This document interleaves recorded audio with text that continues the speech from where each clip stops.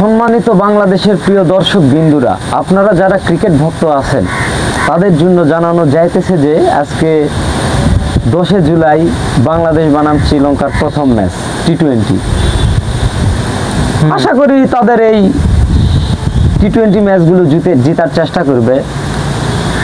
One day test যা করছে করুক, অন্তত টি-20 ম্যাচগুলো জিতে বাংলাদেশের ক্রিকেট ভক্তদের মনে একটু আশা জাগিয়ে রাখুক। যদি তারা এই ম্যাচগুলো না জিতে ভাই, তাহলে আমরা কোথায় যাব? ক্রিকেট ভক্তরা কোথায় যাব? যাওয়ার মতন জায়গা থাকবে না, ঠিক আছে? সো আশা করি এরা অবশ্যই টি-20 ম্যাচগুলো জিতবে এবং আমাদের মনের আশা অল্প একটু হলেও পূরণ করবে। ওই যে ওয়ান ডে যেরকম নামে আর ওঠে ওই রকম ব্যাটিং করলে শ্রীলঙ্কার বিপক্ষে জেতা সম্ভব নয়, বুঝছেন? অবশ্যই।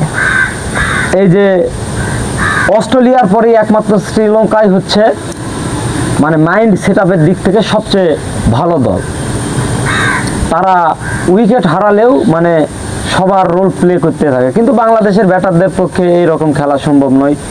সো আজকে টি-20 একাদশে নতুন করে জায়গা পেয়েছে, আসছে নাইম আর হচ্ছে সাইফুদ্দিন। আশা করি ওরা ভালো খেলবে, আর লিটন দাসের নেতৃত্বে আশা করি বাংলাদেশ ঘুরেই দাঁড়াবে। তো যদি না ঘুরে দাঁড়াতে পারে কিছু বলার থাকবে না। ক্রিকেট ভক্ত হিসাবে মানে নিরাশ, এতদিন তো নিরাশ হচ্ছি, আরো নিরাশ হয়ে যাচ্ছি। মানে উন্নতির কিছু নাই, সব অবনতি। সো এই শ্রীলঙ্কার বিপক্ষে যদি জিতে তাহলে আমাদের মানে ক্রিকেটের প্রতি একটু আগ্রহ থাকবে। যদি হেরে যায় তাহলে তো করার কিচ্ছু নাই, কি বলিস? অবশ্যই এভাবে আশা করি বাংলাদেশ অবশ্যই ভালো খেলবে। সন্ধ্যা 7টার সময় ম্যাচ রয়েছে, সো দেখা যাক কি হয়।